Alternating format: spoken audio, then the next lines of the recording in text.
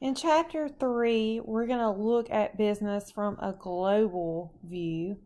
This chapter is titled The World Marketplace Business Without Borders. And the global marketplace is so important, especially today, because now we compete with businesses from all over the world.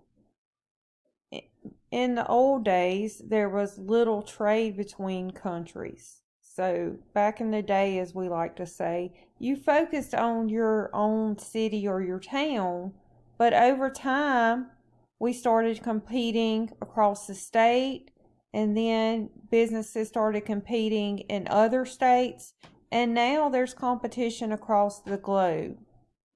Technology has opened up doors for competition.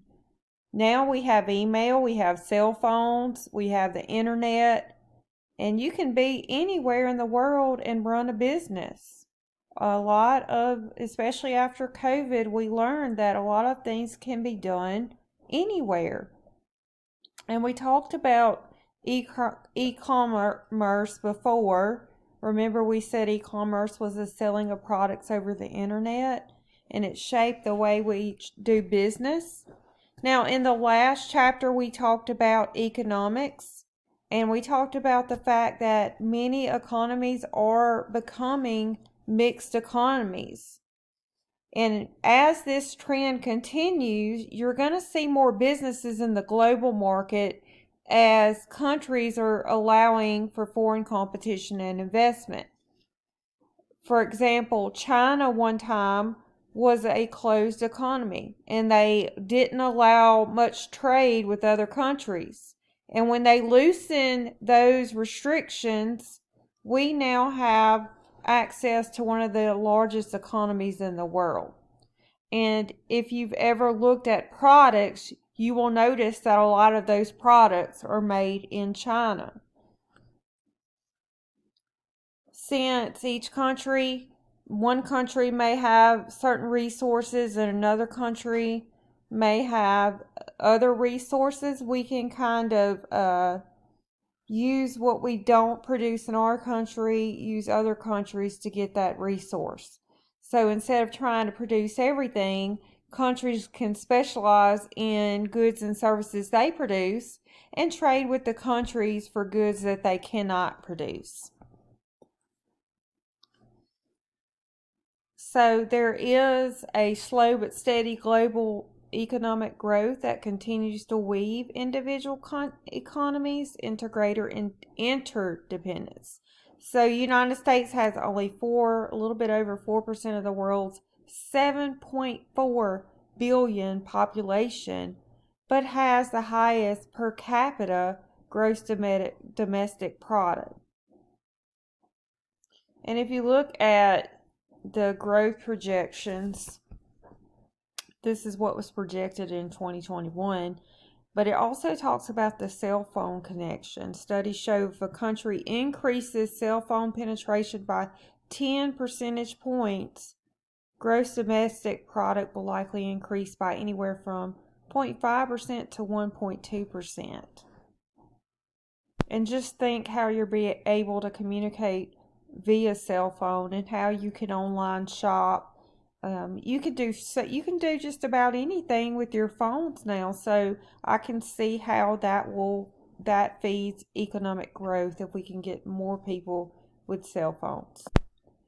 There are key reasons for international trade. One of those reasons is access to factors of production. If we trade international, we're going to have access to factors of production that are more limited in our country. So the U.S. offers an abundance of capital, while India offers a variety of human resources, and the Middle East offers an abundance of natural resources like oil. So this is why we trade, because we have different things to offer. Another is reduced risk. If we have opportunities and increased activity between countries, then we're open to more markets. We have more markets to buy and sell our products. And then there's going to be less risk because of new markets and less government restrictions. Anytime you're able to find resources or trade with other countries, you have competition, and so you don't have to depend on just one particular country, or you don't have to depend on your country to produce that. So there's a little bit less risk. And then inflow of innovation. International trade is a source of new ideas for companies, because when you have more resources shared, think about when you collaborate with more people or a bigger group, there's more ideas. Same thing with countries. If you have a cell phone, you notice on your cell phone there's different ringtones, there's games and features. With foreign trade, we have access to those devices because of Japanese innovations that are being offered in America, and each country has something that they can bring to the table as far as trade and production. Some countries, because of access to resources, they have an advantage when it comes to producing certain types of goods and services. So it seems logical that one country would make those goods and services from which they have an advantage, and then buy products that they cannot produce as effectively. And when a country produces more of a particular commodity, it must produce less of another commodity simply because of the available resources. So the value of the product that a country gives up to produce its best product is known as opportunity cost. And then a country has an absolute advantage when it can produce more of a good than other nations using the same amount of resources. Although having absolute advantage is beneficial to most countries, it isn't always enough. Comparative advantage is the benefit a country has in a given industry if it can make products at a lower opportunity cost than other countries. Most of the time, if a country can make a product, if it can make it more effectively at a lower opportunity cost than other countries, then they will tend to specialize in those products.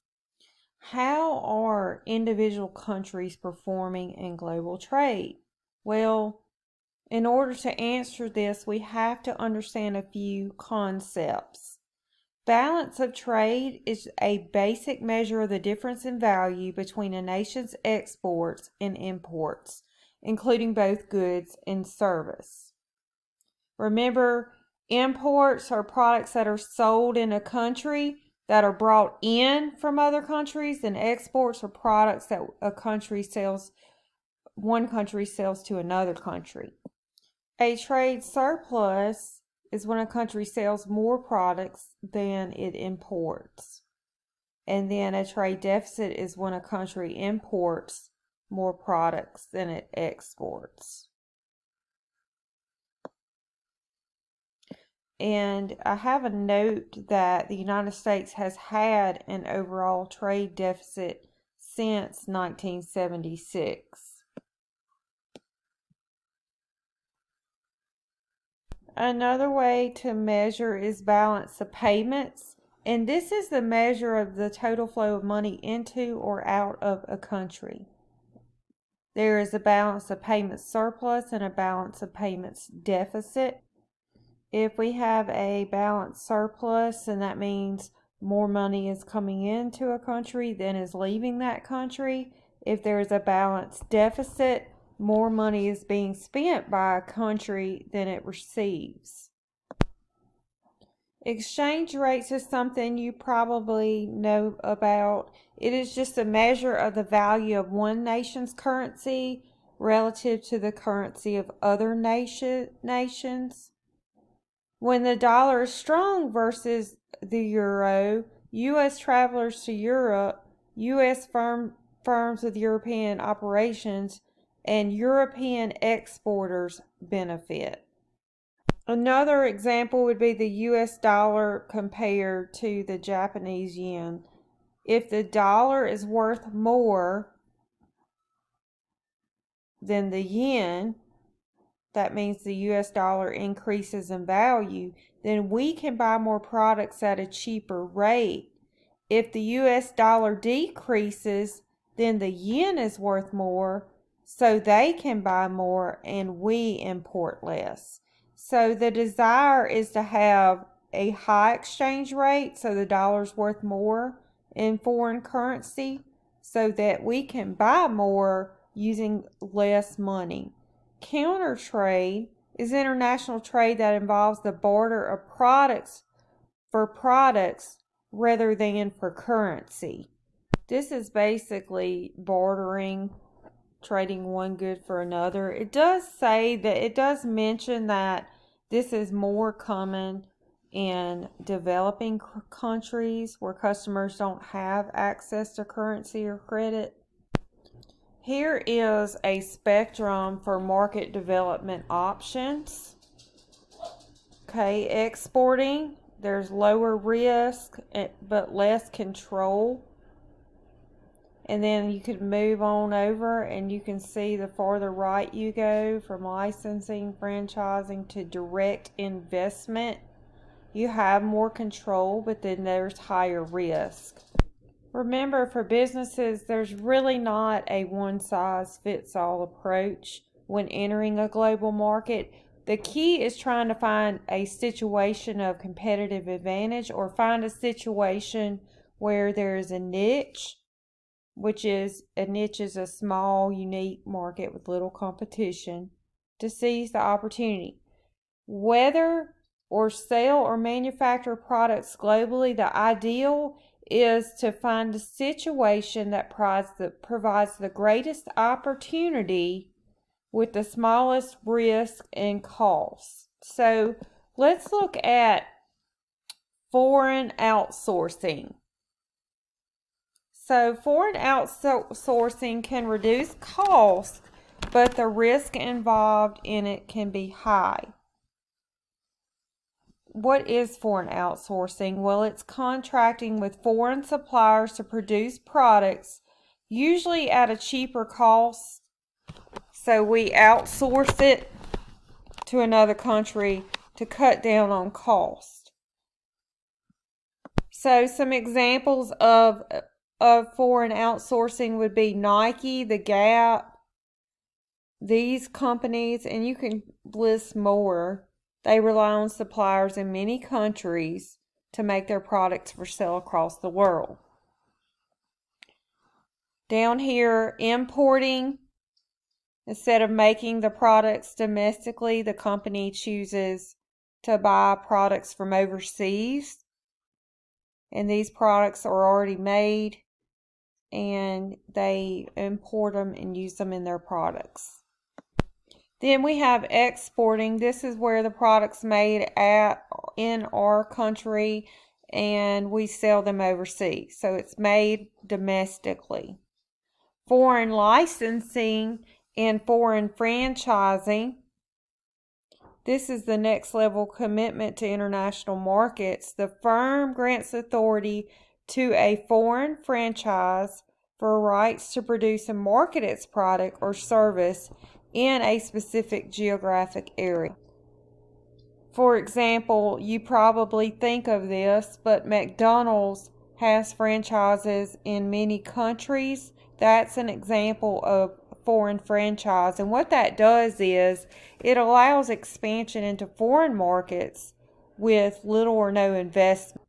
And the franchisors can go in and help with management and train the workers, and then they're basically pay a startup fee to get started.